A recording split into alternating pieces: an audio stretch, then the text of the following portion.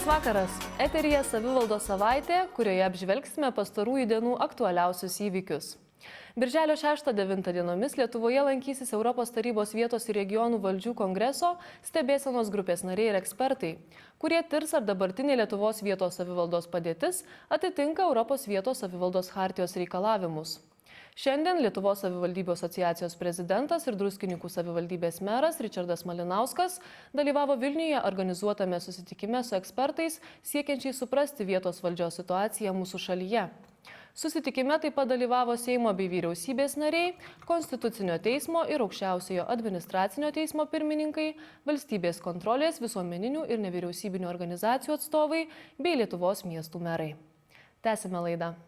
Šiais metais, minint 100-asias Čiurlionio mirties metines, praėjusį penktadienį Druskininkuose lankėsi gausus būrys Lietuvoje reziduojančių užsienio valstybių diplomatinių atstovybių vadovų.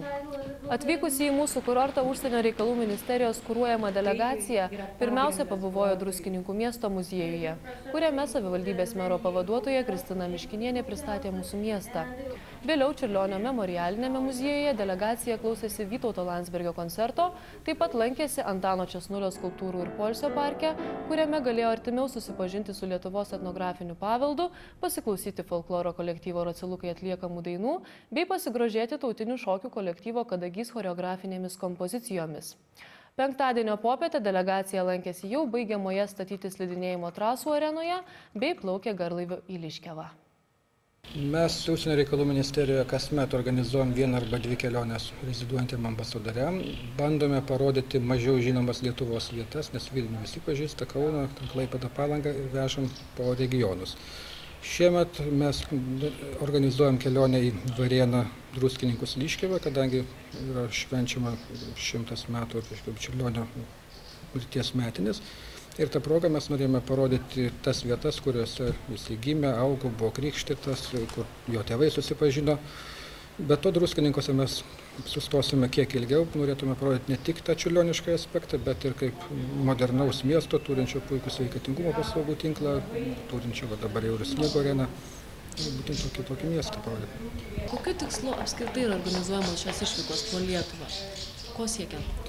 Mes siekiam parodyti Lietuvą visame gražume, kadangi yra labai daug vietų, kurių niekas nežino ir netgi mes patys organizatoriai atvykę randame kažkokiu tokiu perlų, kurios nieko negirdėm. Pavyzdžiui, man tikrai yra nuostabu Antano Česnulio skulptūrų parkas, tikrai nieko aš apie jį nebuvau girdėjęs ir manau, kad labai sužavės ir visa mūsų kompanija čia atvykusi. O ar gali būti taip, kad ta pati delegacija lankosi ne po vieną kartą?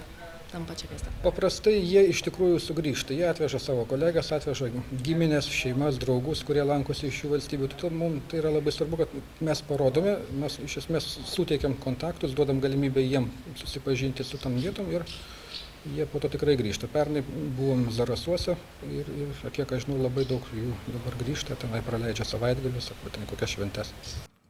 Šeštadienį Druskininkuose organizuotas Lietuvos bočių susitikimas, skirtas 100-osiams Čiurlionio mirties metinėms paminėti.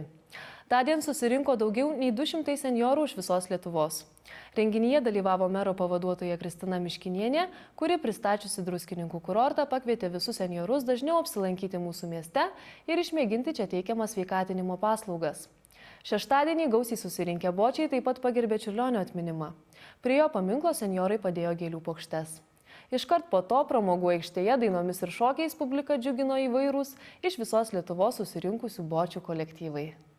Šiandien vyksta, mes sakom, Respublikos bočių renginys skirtas Čiurlionio metams paminėti arba Čiurlionio 100-osios mirties metinėms paminėti. Pas mus atvyko per 200 saviveiklininkų iš įvairių Respublikos miestų. Tai yra bočių bendrijų ir mes labai džiaugiamės, kad mus druskininkai labai svetingai sutiko, kad mes buvom visi Čiurlionio muziejai, kiti dar gal pirmą kartą net buvo. Mus priėmė vicemerė, kur sužinojom apie druskininkų grožį, apie jų ateitį. Kaip pavyko draugėn suburti šitiek bočių? Mes nuolat esam svečiuose pas juos ir visi bočiai, kurie šiandien yra, tai būtent tie, pas kuriuos mes jau buvę ir kuriem jau buvo eilė pas mus pabūti.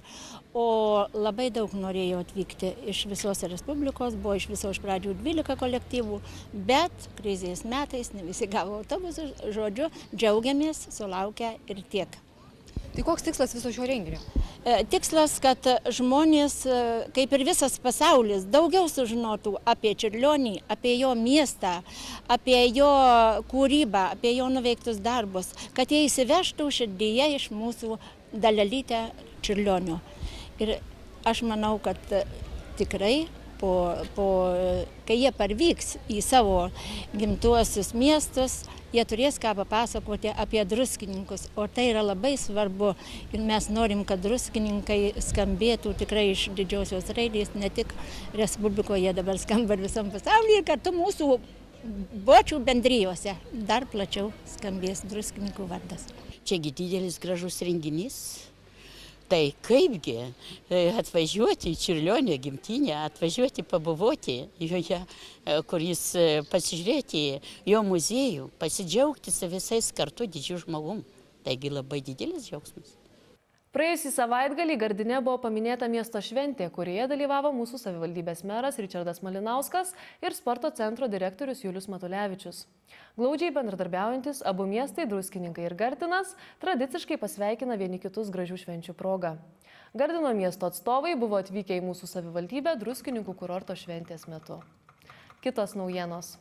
Praėjusį trečiadienį, minint Tarptautinę vaikų gynimo dieną, socialinių paslaugų centre organizuotas renginys dienos centrų vaikams ir jų tėveliams. Mero pavaduotoja Kristina Miškinienė Tarptautinės vaikų gynimo dienos proga pasveikino paslaugų centro globojamas šeimas, palinkėjo jiems kantrybės ir meilės vieni kitiems, bei įteikė saldžias dovanėles ten susirinkusiems vaikams. Renginyje taip pat dalyvavo socialinės paramos bei vaiko teisių apsaugos tarnybos skyrių darbuotojai. Pranešimus aktualiomis temomis skaitė socialinių paslaugų įstaigų, vaikų teisių ir policijos tarnybų atstovai. Čia yra susirinkę socialinių paslaugų centro, tai yra savivaldybės vaikų dienos centrų vaikai. Susirinko visi, kaip jūs sakėte, vaikų gynimo dienos proga, tiesiog pasikalbėti apie socialinės problemas ir išgirsti atsakymus į jiems rūpimus klausimus. Pas mus savivaldybėje yra 5 dienos centrai, būtent dirbantys su šeimų, kurios turi socialinių problemų vaikais.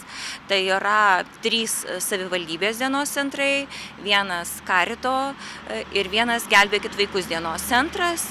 Juos lanko bendrai paėmus 100 vaikų. Kuo paprastai užsiema vaikai šiuose dienos centruose? Pagrindinis dienos centrų tikslas yra dirbti su šeima ir su vaiku. Tai yra padėti spręsti to šeimos ir to vaiko socialinės problemas. Ir tai yra iš tikrųjų sunkus kasdieninis darbas. Tai yra pagalba vaikui, pagalba šeimai, ugdant jų tokius kaip kasdieninius įgūdžius, pagalba iš tikrųjų namų ruošos klausimais, apsiperkant, tvarkant pinigų apskaitą, mokant visų kitų kasdieninių dalykų, kurie paprastam žmogui galbūt yra įprasti, o jiems tiesiog sudėtingesni šiuo metu. Ar situacija yra pasikeitusi, jeigu lygintume, kokia ji buvo prieš 5 metus Druskininkuose? Situacija yra pasikeitusi. Anksčiau iš tikrųjų socialinės rizikos šeimų skaičius buvo šiek tiek didesnis. Dabar tas yra skaičius yra stabilizavęsis ir visi vaikai, kurie auga šiuose socialinės rizikos šeimose, jie gauna pagal poreikį socialinės paslaugas. Siekdami bendradarbiauti ir įgyvendinti bendrus tarptautinius projektus turizmo, kultūros bei kitose srityse, birželio 5-6 dienomis savivaldybėje lankėsi Lenkijos miesto Marangovo ir Kaliningrado srities Zelenogradsko administracijų atstovai. Garbūs svečiai liko sužavėti mūsų miesto infrastruktūros plėtra bei įgyvendinamų projektų gausa. Informuojame, kad birželio 9 dieną Druskininkuose vyks Lietuvos mokslo akademijos dienai skirtas renginys. Maloniai kviečiame visus atvykti į susitikimą su akademikais ir kitais Lietuvos mokslo akademijos atstovais. Renginys organizuojamas šį ketvirtadienį 17:30 min. Savivaldybės tarybos posėdžių salėje. Tai tiek informacijos norėjome parodyti Jums šiandien. Kita savivaldos savaitė – pirmadienį. Iki pasimatymo.